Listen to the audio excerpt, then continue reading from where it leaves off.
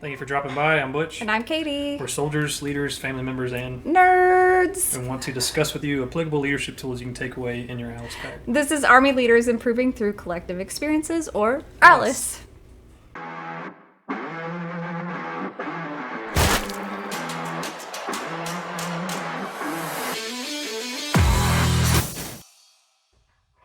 So I have 18 years in the Army as an enlisted soldier. I have 16 years, just at my 16-year mark last month, and I've been an officer for 16 years. And today we're going to discuss leadership lessons from the Olympics, since the Summer Olympics are going on in Paris. So I thought this was a applicable topic and a little bit something outside of our comfort zone. But I'm an athlete. I coach in my spare time as well, so I think these will be some good lessons to share with you all. I think I'm an athlete at not able to stop watching Simone Biles do impossible things over and over. Yeah. And I love the swimming. Swimming's kind of my thing. There you go. Swimming. But yeah, we'll talk about the Olympics today.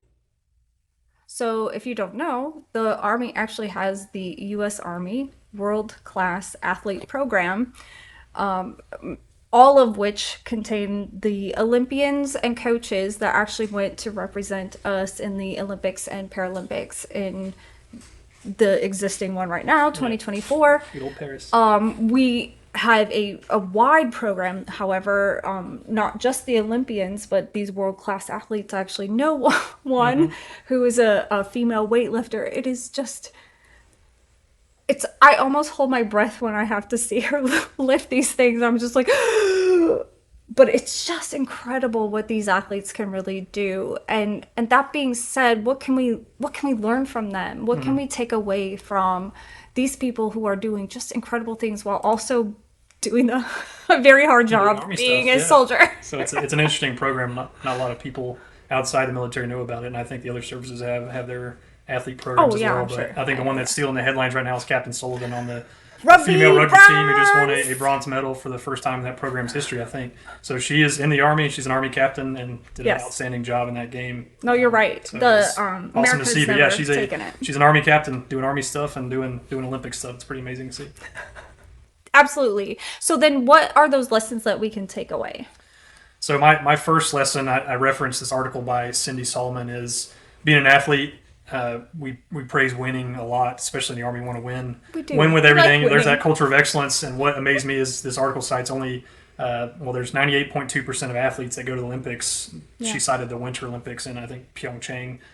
Only 98.2%, those, and then 98.2% of them did not win a medal. So you have all these athletes, hundreds, thousands of athletes, going to these games. Doing impossible things. Doing impossible feats that are amazing for each country, representing their country. Yeah. And they don't win anything. So what does that mean for us in the Army? The lessons I took away just being an athlete. I was a baseball player in college, and I was kind of like the bottom third on my team. Is you learn a lot from the process. I wasn't a all-star, all-American player, and the same thing with these Olympic athletes. They do the work day in, day out, represent their country well. So much. And maybe it's not all about winning. Maybe it's you have to trust the process. You learn a lot about sportsmanship, camaraderie with other athletes. Some things that I've seen with these Olympic Games is a lot of good sportsmanship, even though the people, they don't win. And you see the gold medalists congratulating people that don't finish or are disqualified for whatever technicality, and they're all there together. And I think there's a lot of value in that people in the Army can take away from it. Is we have competitions, not like the Olympics, but we have best soldier, best warrior competitions. We have best infantry squad or best fire support section, which I did. And sometimes you don't win, but there's still lots of goodness that comes from competing with other people and trying to raise the bar. Even if you're not first place, second place, or third place, you don't get a shiny medal. There's a lot to learn from the process. You learn a lot about discipline, what it takes to be the best, because you see it right in front of you, and you take away from that after the competition. There are ways we can get better.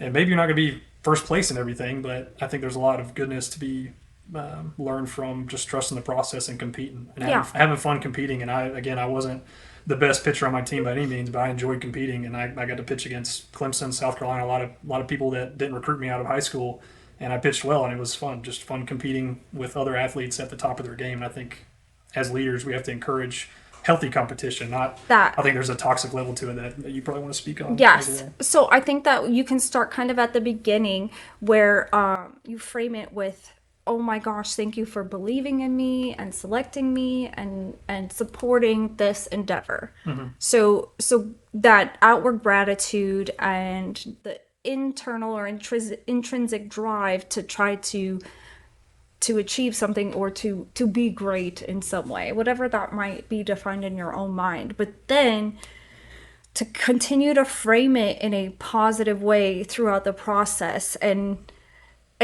you really do see these teams like they are their own biggest fans and like the hype that they do for each other, and it doesn't matter like how you actually perform. It's just they're just impressed that you get up and you do it. Imagine the pressures of doing that in that observable way with 100 cameras, thousands of cameras, thousands of eyes, millions of eyes on you, and then you still have to do it. That is the kind of mental shaping that a soldier can actually do. And whether you're preparing yourself for battle or you're preparing yourself to perform these physical feats in the public eye, that really does make you stronger. And I think just appreciating the strength that you're building in that moment, that we all appreciate. Hey, Still amazing we to watch, appreciate it. We think it's amazing. So then just having that mental framework for yourself, also you're displaying the values of the American people, of our nation, literally just by showing up, executing, and just having a positive attitude at the end. And we're grateful for each other. And guess what? You know what? Hey, you showed out today. I am grateful for you for being here. And here you go. Here's your medal, and I'll take my medal. And this is just that graciousness and I guess grace, as we always say, right? But that is, I mean, 100% the American people on display, which go Captain Sullivan. Yeah, and everyone loves the underdog story. So the women's rugby team did an outstanding job, and no one expected them to win the bronze medal, but they just kept getting after it. And I think that's what we need to share with our soldiers is there's a lot of good stuff just every day, putting in the hard work, doing PT, doing all the training, and that kind of segues us into point number 2 is how rigorous all these athletes, their training is. Yeah. And 98% of them don't even win anything. So they're getting after it day in, day out. Michael Phelps is kind of one of my favorite Olympic athletes because, I mean, he would train, according to this article, 5 to 6 hours a day swimming. He'd swim like 80,000 meters every week or something like that, which is just ridiculous. And he would eat 10,000 calories a day, which is, I think, 3 to 4 times as many calories as a normal person. And he was eating like every hour just to be at that level. So it's trying to translate that to soldiers is that providing them with that purpose. I think even if we don't win, even if we don't finish first place or have a outstanding JRTC, NTC rotation where everything goes well, because I can guarantee you it's not going to go well. Things are not going to go well. But whenever you put in the reps, all those day in, day out training it beforehand, before the big event, it builds that mental toughness and that discipline. And that there's a lot of value to that I think as leaders we kind of get wrapped around winning and doing everything well. And even if you don't do anything well, there's a lot of stuff you can learn from it to get better. From the failure. It's all about getting that gold medal, getting that gold star is what I always say is okay, we get the gold star, then what's the cost? But that number 2 point was the rigorousness of their training was what stuck out to me, especially with Michael Phelps is kind of what I've found the most articles on. But that was amazing that he puts himself through that. And I know there's a lot of soldiers, especially junior service members, that put themselves through a lot of stuff. There's a lot of stuff that leaders don't see.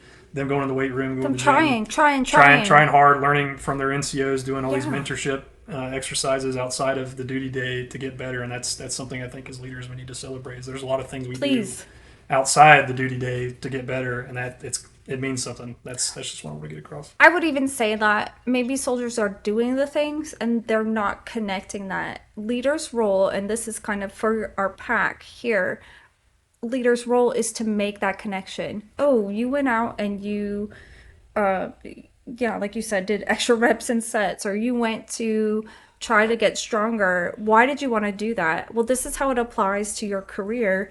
I'm going to bring that in and tie your goals and your effort and your excellence in something to what you do every day.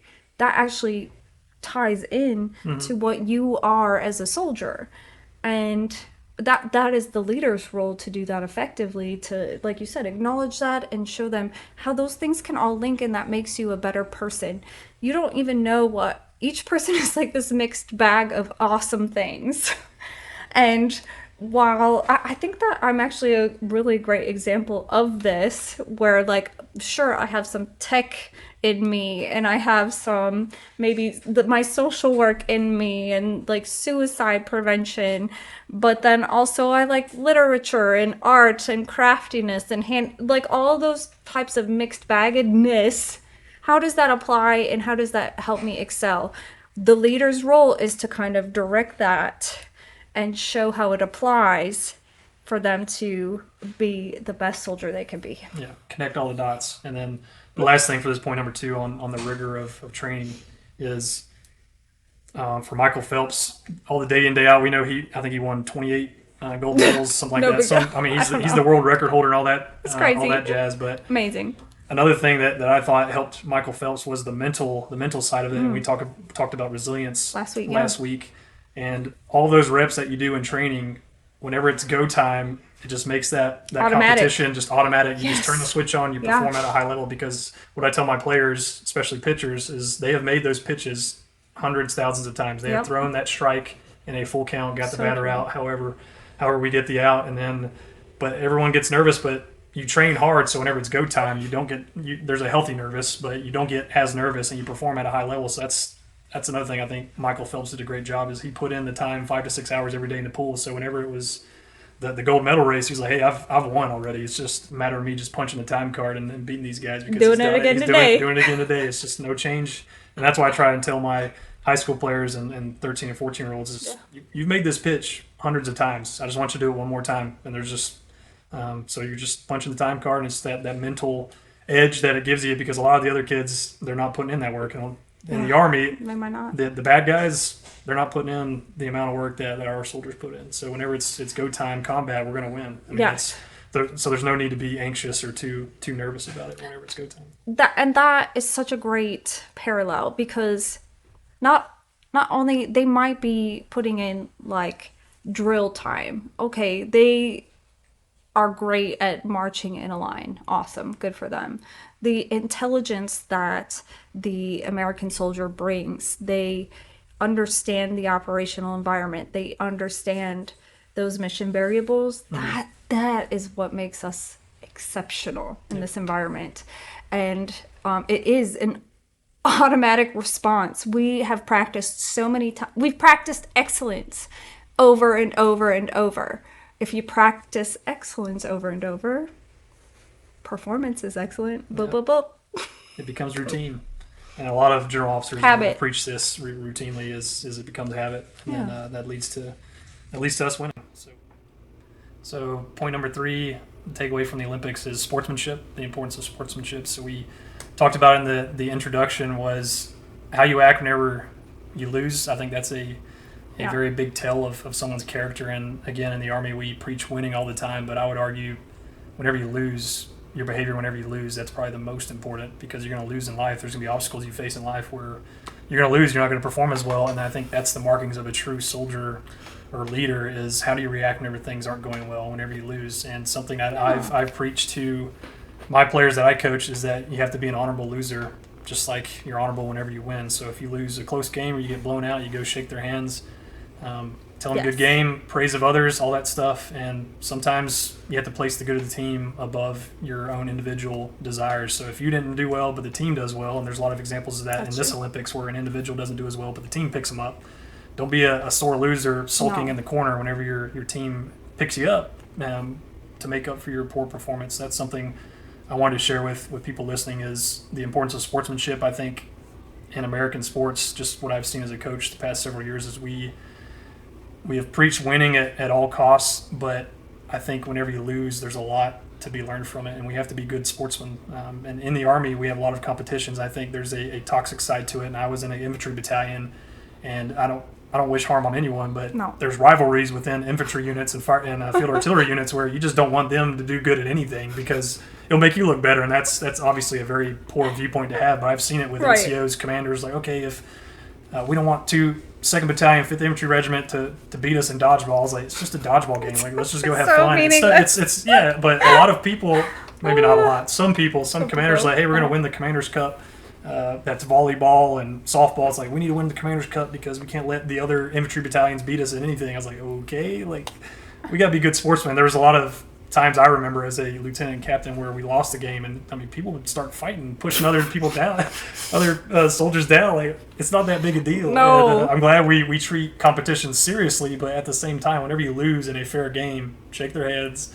Good game. You shouldn't wish the other side to perform poorly just to make yourself look better, because we're all on the same team. You don't want that anyway. Yeah. Like, if you won because they did bad, is that a win you want? Like, can't you just appreciate like how much effort you put in, and yet you still lost? That means how much did they put in? Yeah, I mean, I want someone to challenge me. I don't want to face. I want to face their best and my best, because it raises my game, my performance. I mean, that's how I feel.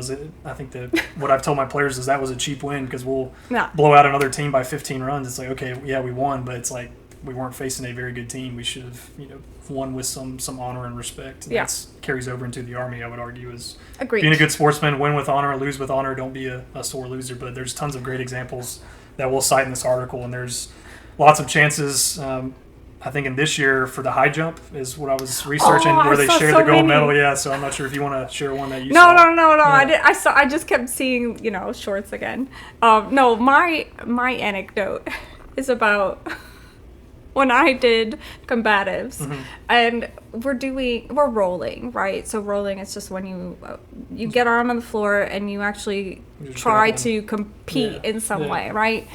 So we'd already passed all our tests and everything, but there was this other person. She was really good, and I'm good at like being a spectator or an instructor and saying like, no, put your leg here and do this move here, and I'm great at that. But when I'm in it, I don't have the perspective. Think as well whatever you're in. I'm not great. But this girl was so good, and I started laughing, and the instructor was just like, what are you doing? And I was just like, she's just so good at this. And I literally complimented this girl as she like put me in choked you out. She did. Yeah. She put me in a straight up arm bar, and I was like, look at how good she is at this. Yeah.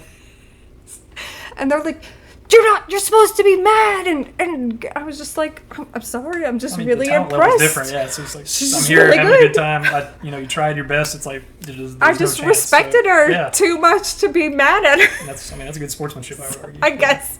That's how I would say. That's my anecdote there. Yeah. Quite funny, but yeah, that's point number 3: sportsmanship. Go ahead.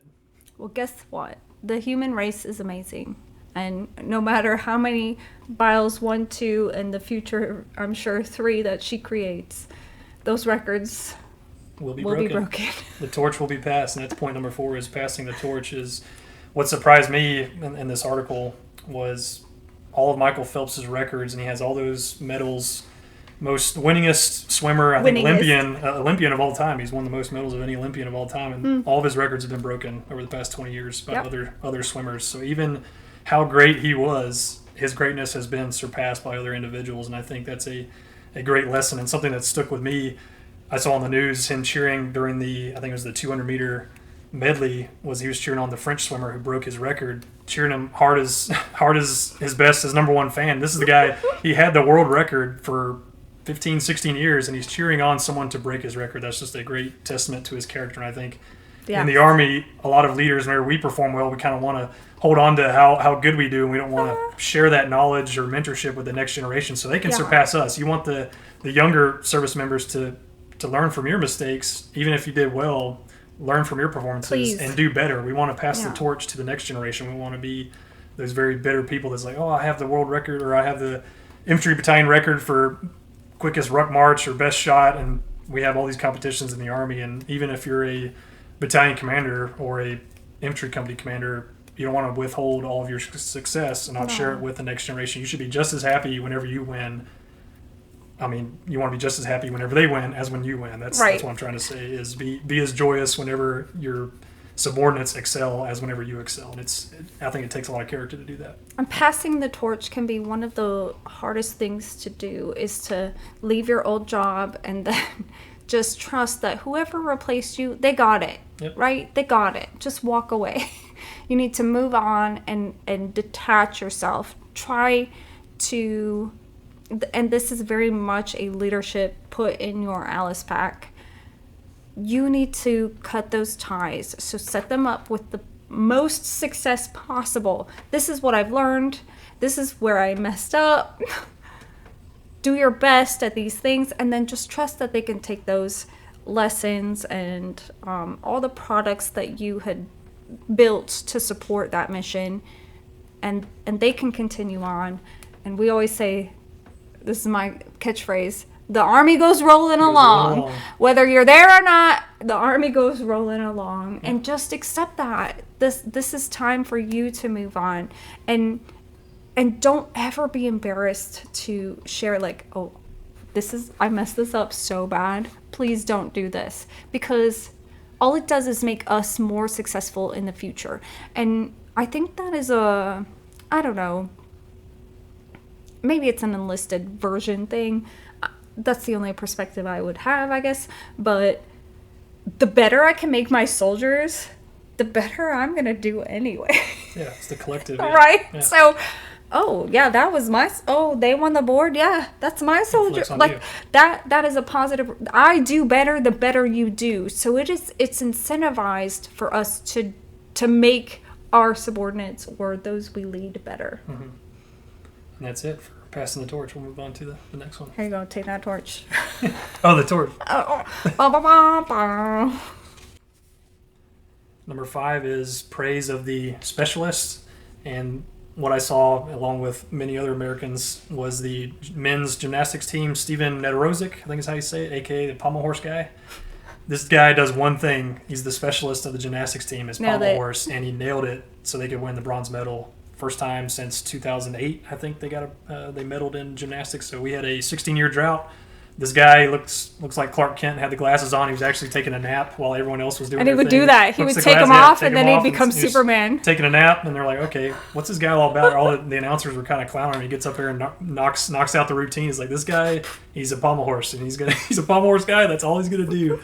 So the lesson for the Army is we have a lot of specialists in the Army. We have public affairs, civil affairs, cyber, electronic warfare, all these people with special MOSs in our organizations that they're good at one thing, and you need to include them on every operation, every plan. And you being a public, kind of public affairs or communications, is a lot of times the specialists get left out because we don't know what they do and we don't know how to include them. So my recommendation to put in your Alice pack is make sure those specialists on your staff, on your team, are included in all of your operations. You never know what they can add to the team, and that's this Steven Nedorozic guy.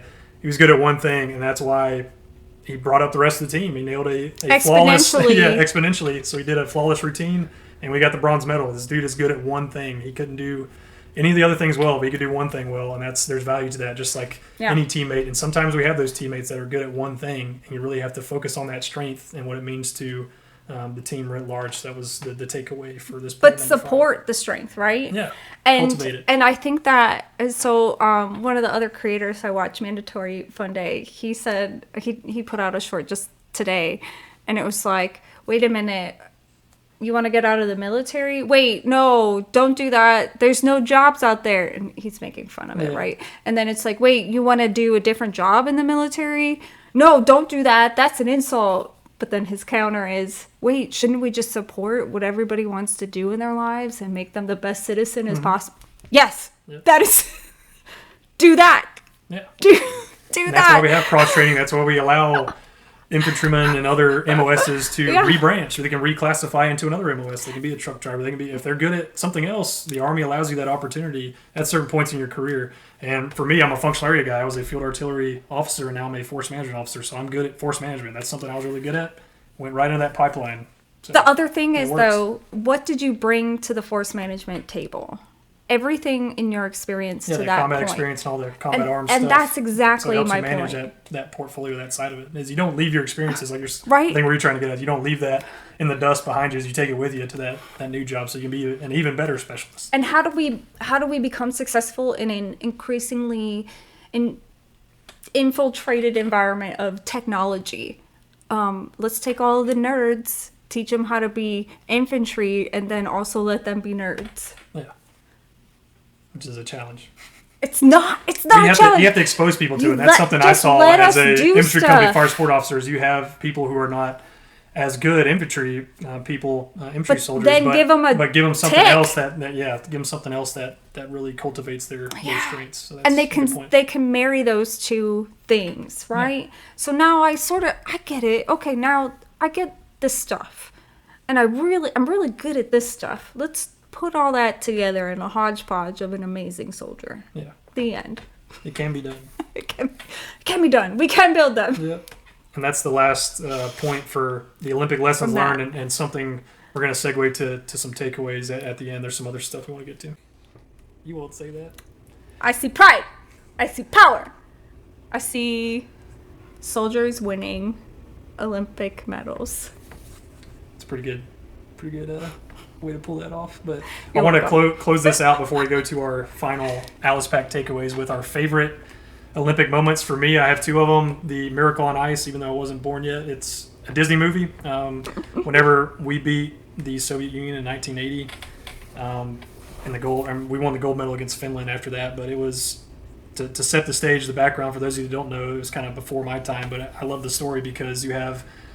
Back then, our hockey team was the youngest team in the Olympics at that time. It was a bunch of amateur and collegiate players. The Soviet Union had a bunch of guys in the NHL and other pro leagues. So they were the pros. They were the best. They were beating everybody by 5, 6 goals, sometimes 10 goals, which in hockey is just a complete blowout to beat somebody by 10 goals. So they were the Goliath and we were the David. And it's just a great underdog story. There's a Disney movie about it. Like I said, it's an awesome movie. And what really stood out to me was their coach, Herb Brooks, outstanding coach. And if you watch the movie, most of it is pretty accurate based on the reviews I've read. Is he made them change their style of play, and there's a lot of great leadership lessons. I highly recommend it. I'm pretty sure that movie's on Disney Plus. Watch that movie because what I enjoyed as a leader watching him is he treated every player the same. The captain was treated the same as their 19th guy. I think they had 19 players. So their worst guy, he treated him the same, held him accountable just like he held his captain accountable. And there was a time I was reading several articles, he thought about relieving the captain because he wasn't meeting a certain standard. So he was willing,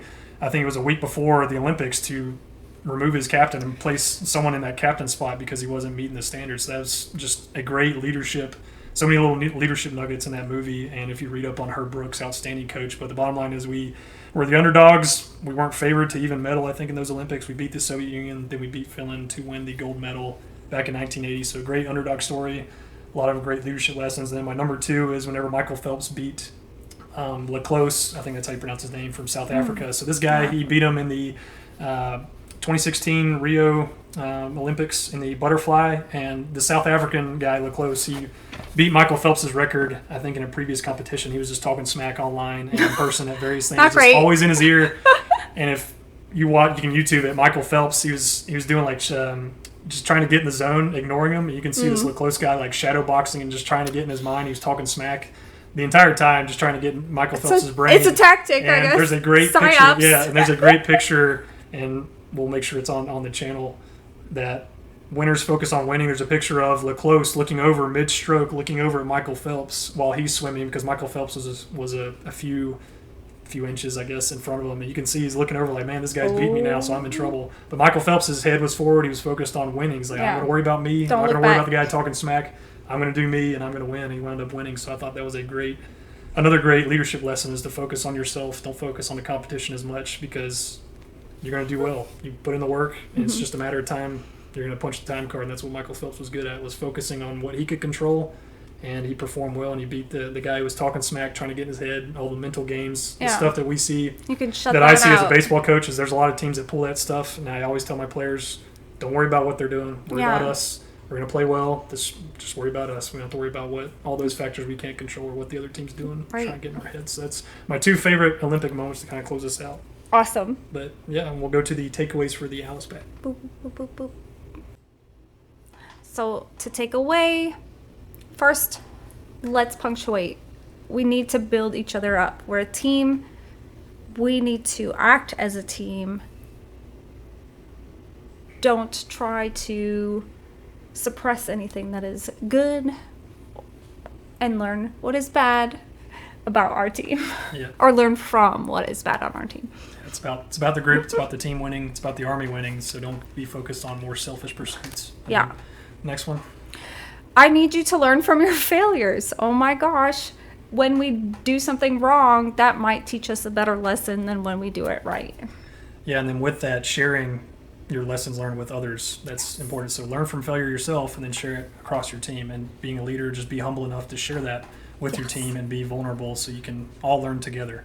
And that's point number 3, is be humble. So have that humility whenever you do fail to share it with others. And there's a lot of great Olympians that have done that to be successful Olympic athletes and great people, I would argue. And number 4 is apply your specialists in a good and clever way. So there are a lot of specialists out there in the Army that are good at one thing or good at a few things. Yeah. And just make sure you pick them up, bring them onto your team. Any operation, any plan you do, and I'm a combat arms guy, so just make sure there's public affairs, civil affairs, cyber, anything outside of your specialty as a unit. There's aviation units, field artillery units, anything that's not in like y'all's specialty. If you have someone on your team that's good at something else, bring them in. Let them do it. Let them do it. Let them do their jobs and encourage that, cultivate it. Because it can only make you better, and it might even make you see things from a perspective you've never even thought about before. Another nugget of that, when I support people's interests, what happens? You get awesome performance because it's something they're interested in. Buy-in. Yeah, you get really buy-in and they're motivated. They want to be there. They want to do that thing more because they want to be better at it. Yes. And that, in that sense, trust that process. Trust the process of implementing a plan, continually, aggressively practicing your craft and executing. Yep, and we're all professionals in this profession of arms that is the Boom. United States Army. Everything you do day in, day out, we're grateful for it. Your leaders are grateful for it, but trust the process. It's not going to happen overnight. You're not going to be a all-star overnight. Do the work, put in the work, trust your leaders, build that team up, and I think we're going to keep making this Army a much better Army. But thanks for joining us. Please like and subscribe and share this and comment if you have any questions or just comments on our performance so we can improve ourselves. But thank you, and have a good day.